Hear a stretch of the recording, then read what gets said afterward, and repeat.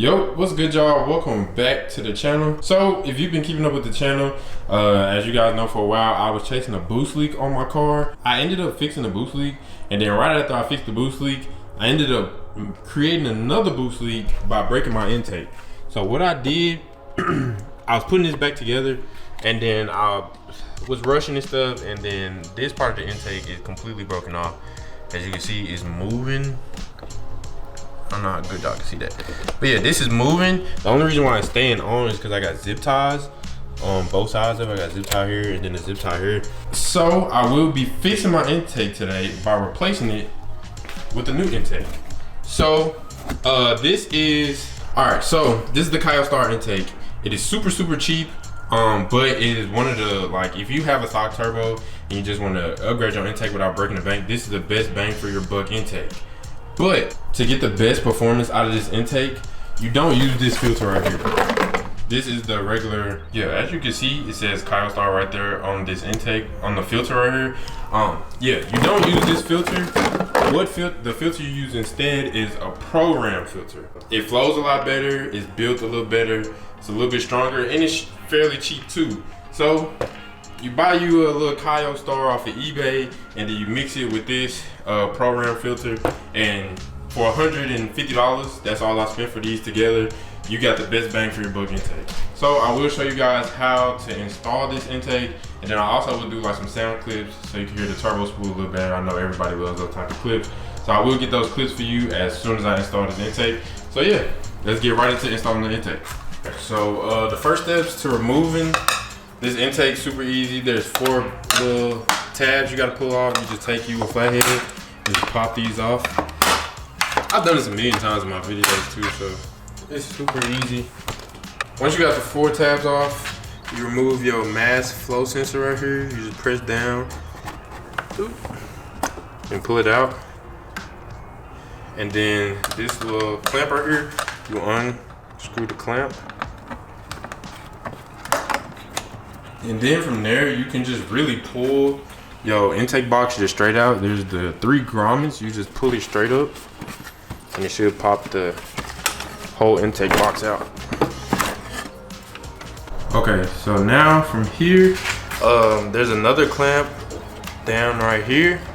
What you'll do is the same thing you did on the top clamp. You'll just unscrew it with a screwdriver and just take it off. Okay, once you pull this out right here, what you're gonna do, take this coupler here. It's gonna take the bigger end. As you can see, this kind of gets a little smaller compared to this end. You're gonna put this end down on top of the hose right there. Make sure it's nice and snug on top of it. And then you'll put the clamp on top of it. I was struggling to get this clamp on with it down onto the hose. So what I did, I just went ahead and put the clamp on. It's loose though, so once I put it on, I'm gonna just go back in with a screwdriver and just tighten it up. So yeah, I'm gonna just slide this down, and then I'm gonna take another clamp and put it right here on this edge. Okay, now, so here's the intake hose right here. So you'll put this end down because the MAF flow sensor goes here. So you put this end down. Once I sit it in, I'll end up tightening up that clamp. That way it's nice and snug around this hose.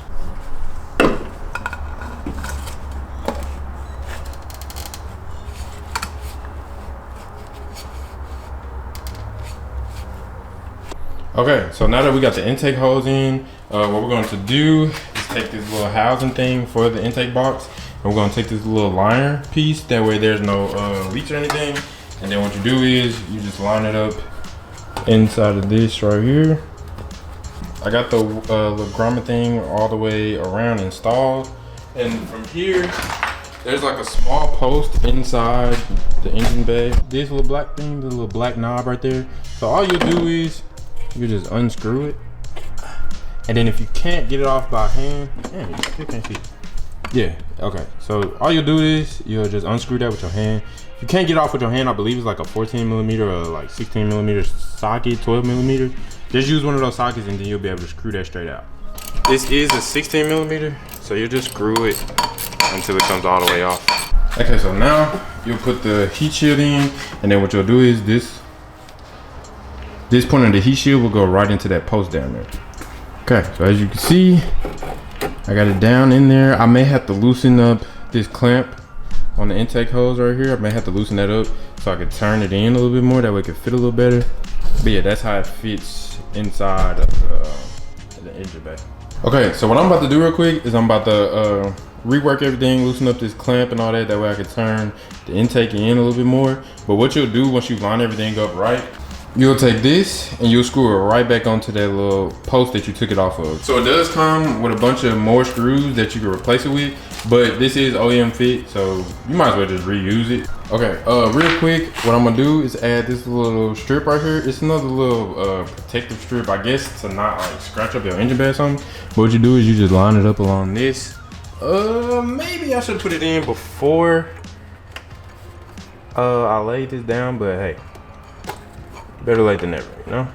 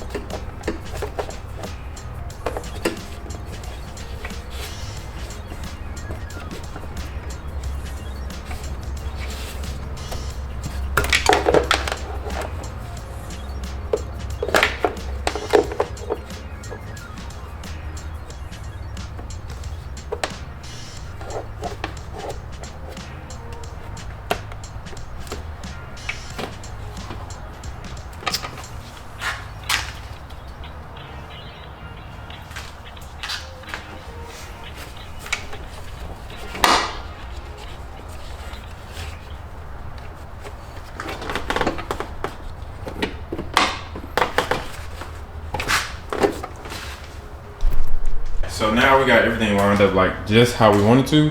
So now what we're going to do is take our air filter, God, I can't talk, and then just slide it on. And then you want to make sure it's nice and snug. That way you don't have any leaks or vacuum leaks or anything like that. Make sure it's all the way snug. Ooh. And then you'll tighten it up with a flathead screwdriver right here on the clamp.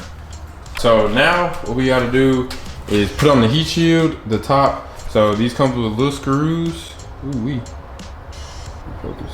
Yeah, they come with these little screws and they also have washers. So what you'll do is you put the top on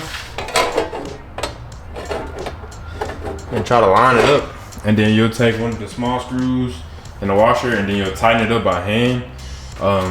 You'll tighten it up by hand as much as you can. And then after that, you'll have to tighten these up with an Allen wrench, just to make sure they're tight and they won't fall out. But yeah, these screws are super duper small, so try not to drop them.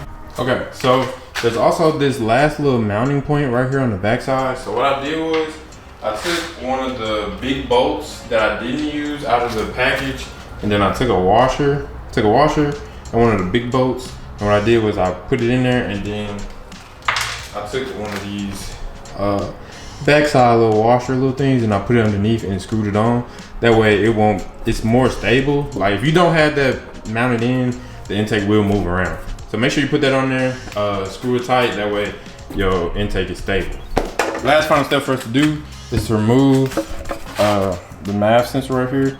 So the MAV sensor, I believe these are T20 screws. What you do, just screw them off.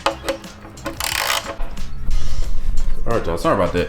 But so yeah, what you'll do, you'll take the T20 screws, screw out your MAV sensor right here. It'll literally just slide out.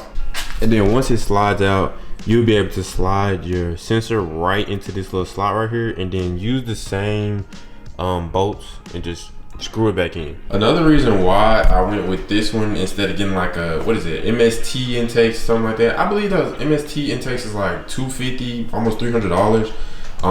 And this right here all together only spent $150. So as you can see, if you look at an MST intake, it looks exactly the same. Like All they do is just put Kyostar right here or MST right here. Like, it's the same intake at the end of the day. A lot of these companies use the same thing, so it doesn't really matter. And then that air filter is a little bit more restricting. You pay $50 for the program air filter, and you breathe them a little better, you know. So this is why this is the best bang for your buck intake in my opinion. But yeah, I'm about to head out, mount up my GoPro, and I'm about to get you guys some sound clips right now.